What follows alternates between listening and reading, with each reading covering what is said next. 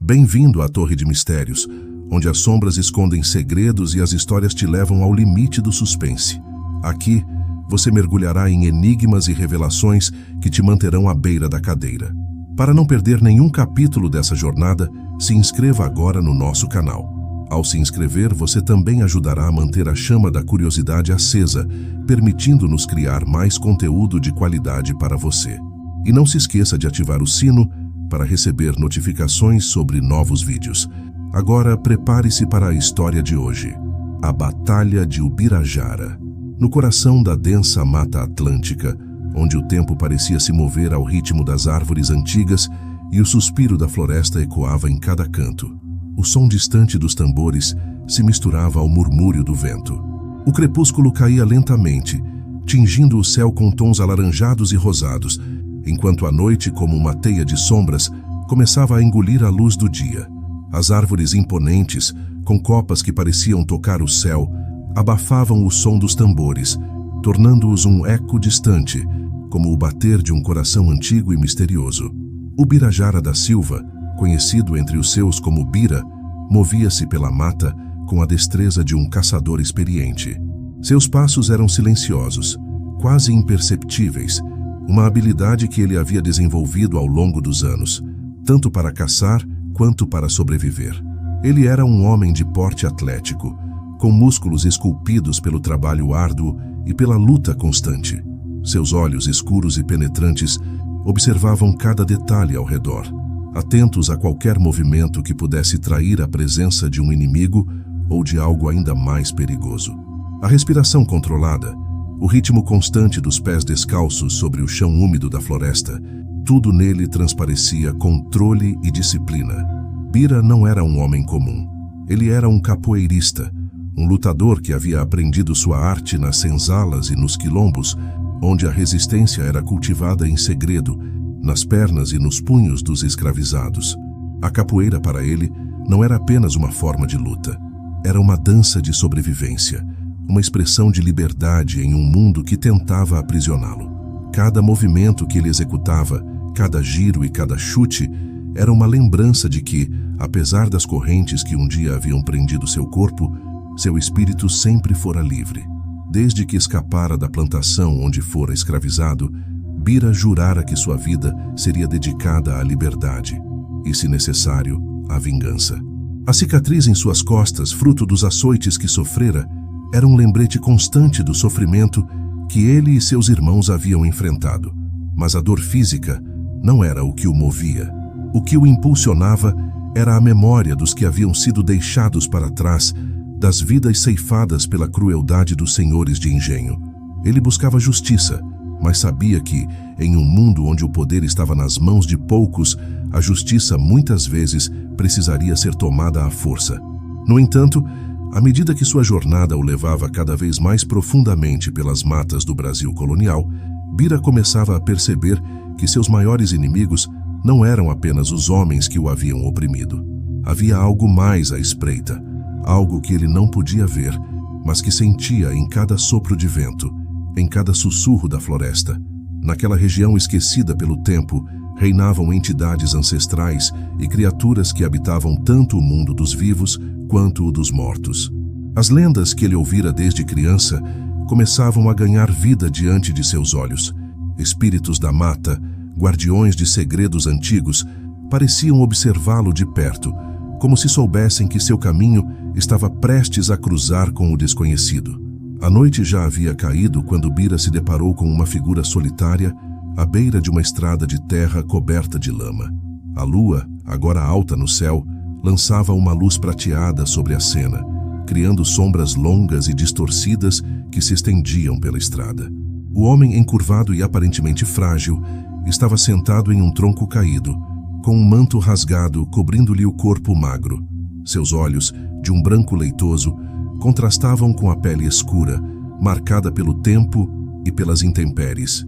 Era como se o próprio tempo tivesse deixado suas marcas naquele corpo envelhecido. Bira parou a uma curta distância, seus sentidos em alerta. Algo no ar parecia diferente, como se uma energia invisível circulasse ao redor daquele homem. Havia uma certa quietude na floresta, uma ausência de sons naturais que fez com que todos os pelos do corpo de Bira se arrepiassem. Ele sabia, por instinto, que aquela não era uma pessoa comum. O velho levantou a cabeça lentamente, como se pudesse sentir a presença de Bira, embora seus olhos não enxergassem. A voz que saiu de sua boca era rouca, mas carregada de uma autoridade ancestral. Viajante, tu és forte, mas tua força será testada além do que conheces, sussurrou o velho, suas palavras ressoando na mente de Bira como se fossem mais do que simples sons. Bira estreitou os olhos, desconfiado. Ele havia aprendido, ao longo de sua vida, a não confiar facilmente em estranhos, especialmente em lugares como aquele. Quem é você? E o que sabe sobre mim? Perguntou Bira, sua voz firme, mas cautelosa. Ele não se aproximou mais do que o necessário, mantendo uma distância segura. O velho sorriu, um sorriso estranho, que parecia carregar uma sabedoria antiga, mas também um toque de loucura. Seus lábios finos se moveram lentamente enquanto ele falava. Sou um guardião da velha sabedoria, do que restou das lendas e dos segredos dos espíritos da mata, e vejo em você uma arma, uma lâmina afiada que ainda não encontrou seu verdadeiro alvo, disse o velho, enquanto suas mãos ossudas tremiam levemente ao retirar algo de dentro de seu manto. Bira sentiu um calafrio percorrer sua espinha. Não sabia se era medo ou curiosidade, mas algo dentro dele o impelia a continuar ouvindo. O velho estendeu a mão, revelando um pequeno amuleto esculpido em madeira, em forma de um jaguar. A figura, embora pequena, era incrivelmente detalhada, e os olhos da escultura pareciam brilhar com uma luz própria, como se estivessem vivos. Pegue, disse o velho, sua voz agora mais firme. Este amuleto te protegerá, mas saiba que ele também te guiará ao teu destino. Enfrentarás uma besta de outro mundo, uma criatura que habita as sombras e que devora homens e espíritos. Se sobreviveres, tua liberdade será completa, mas se falhares... Ele parou de falar e, em vez de completar a frase, apenas sorriu, um sorriso que fez Bira sentir um peso ainda maior sobre seus ombros. O capoeirista estendeu a mão lentamente e pegou o amuleto. O objeto parecia mais pesado do que deveria, como se carregasse consigo séculos de histórias e segredos.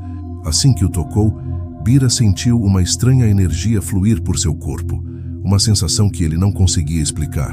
Com o amuleto pendurado em seu pescoço, Bira seguiu adiante, adentrando ainda mais a mata fechada. A escuridão parecia mais densa à medida que ele avançava, e o silêncio da floresta se tornava quase opressor. Mesmo os animais noturnos que normalmente se faziam ouvir pareciam ter se calado, como se estivessem cientes de que algo perigoso estava por vir. Após horas de caminhada, Bira finalmente chegou a um quilombo escondido, um refúgio para aqueles que, como ele, haviam escapado da escravidão. As casas, feitas de barro e cobertas por palha, estavam dispostas em um círculo ao redor de uma grande fogueira que iluminava o centro da aldeia. Homens e mulheres com rostos marcados pelo cansaço e pela desconfiança o observavam de longe. Seus olhos revelavam a dureza de uma vida vivida à margem da sociedade, mas também uma força inquebrável, uma resistência que os mantinha vivos. Bira foi recebido com cautela. Os guerreiros do quilombo, armados com lanças e facões, o cercaram, prontos para defendê-lo ou atacá-lo, dependendo de suas intenções. Mas Bira não estava ali para lutar contra eles. Ele havia ouvido falar daquele lugar, de como as pessoas ali viviam em constante ameaça, não apenas dos senhores de escravos, mas de algo muito mais sombrio. Aos poucos, a tensão no ar diminuiu, e ele foi levado até o líder do quilombo, um homem alto e de olhar severo, com cicatrizes que contavam histórias de batalhas passadas. O líder do quilombo, chamado Zumbi, não era o famoso Zumbi dos Palmares, mas compartilhava o mesmo nome em homenagem ao grande herói de resistência. Ele era um homem imponente, com músculos forjados pelo trabalho árduo e pela luta constante. Seu olhar era afiado, como o de um falcão, e sua presença inspirava respeito imediato. Zumbi observou Bira por um longo momento, avaliando-o em silêncio, como se pudesse ver além de sua aparência física e enxergar o espírito que carregava dentro de si. "O que te traz até aqui, homem?" perguntou Zumbi, sua voz grave ecoando pelo espaço. "Não somos um lugar de passagem. Quem vem até nós ou busca abrigo, ou está à procura de algo mais?" Bira, ainda segurando o amuleto em torno de seu pescoço, deu um passo à frente. Sentia o peso dos olhares sobre si, mas manteve a postura firme.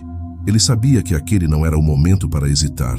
As palavras do velho na estrada ainda ecoavam em sua mente, e ele podia sentir que o destino estava entrelaçado com aquele lugar. Meu nome é Ubirajara da Silva, mas muitos me chamam de Bira. Fugi das correntes, assim como vocês. Ele fez uma pausa, deixando suas palavras se assentarem no ambiente. Ouvi falar de uma criatura que assombra esta região. Dizem que ela leva crianças e caçadores, e que não é deste mundo. Eu vim para enfrentá-la. As palavras de Bira causaram um murmúrio entre as pessoas que o cercavam. Olhares trocados, expressões de preocupação e medo. Zumbi, no entanto, manteve o rosto inexpressivo, observando Bira com a mesma intensidade de antes. "E por que você?" perguntou Zumbi, erguendo uma sobrancelha. "O que te faz pensar que pode enfrentar aquilo que muitos dos nossos nem sequer conseguiram ver e viver para contar?" Bira respirou fundo. Ele sabia que a resposta para aquela pergunta não era simples. Ele não estava ali apenas por coragem ou por desejo de vingança. Havia algo maior em jogo, algo que ele ainda não compreendia totalmente, mas que sentia em cada fibra de seu ser. "Carrego comigo mais do que apenas a força de meus punhos", disse Bira, tocando o amuleto em seu peito. "Acredita-se que este amuleto tem o poder de enfrentar forças além do que conhecemos. Um velho cruzou meu caminho e disse que ele me guiaria ao meu destino. Talvez o destino me tenha trazido até aqui."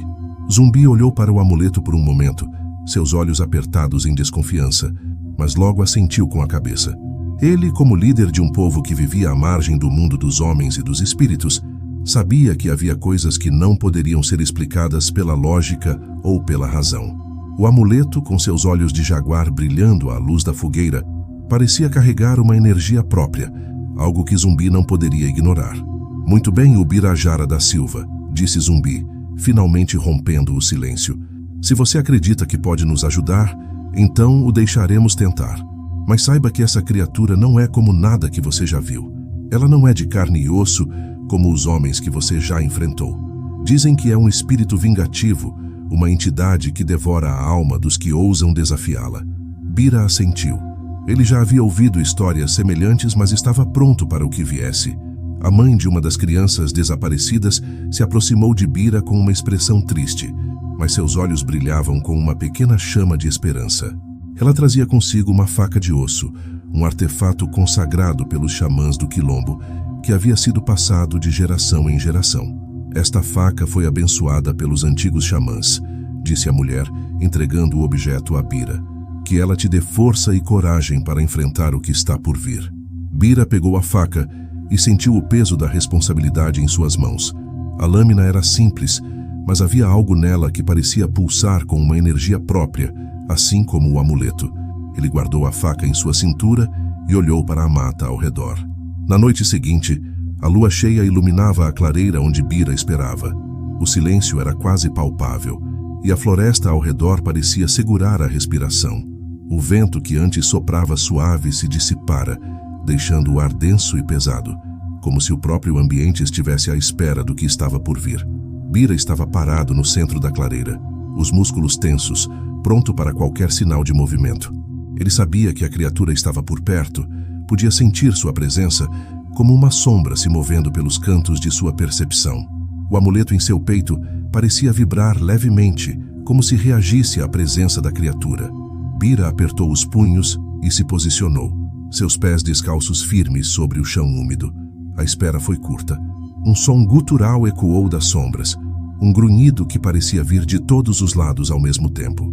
Bira girou sobre os calcanhares, tentando identificar a origem do som, mas tudo o que viu foi escuridão. Então, ela apareceu. A criatura surgiu das sombras como um pesadelo materializado. Era alta, mais alta do que qualquer homem, com uma forma deformada que misturava características humanas e bestiais. Seu corpo era coberto por um pelo escuro e denso, mas o que mais chamava a atenção eram seus olhos, 2 pontos vermelhos incandescentes que brilhavam como brasas no rosto da criatura. Seus dentes, afiados como facas, reluziam à luz da lua, e suas garras longas e afiadas pareciam prontas para rasgar tudo em seu caminho. Bira sentiu um calafrio percorrer seu corpo, mas não hesitou. Com um grito de guerra, ele avançou, usando sua habilidade em capoeira para girar no ar e desferir um chute poderoso na direção da criatura. O golpe foi rápido e preciso, mas a criatura parecia imune à dor. Ela avançou com uma velocidade impressionante, suas garras cortando o ar com um som aterrorizante. Bira esquivou-se por pouco, suas pernas se movendo com a destreza de um dançarino. Ele sabia que não poderia simplesmente confiar na força física contra aquela criatura. Havia algo de sobrenatural nela, algo que exigiria mais do que apenas golpes rápidos.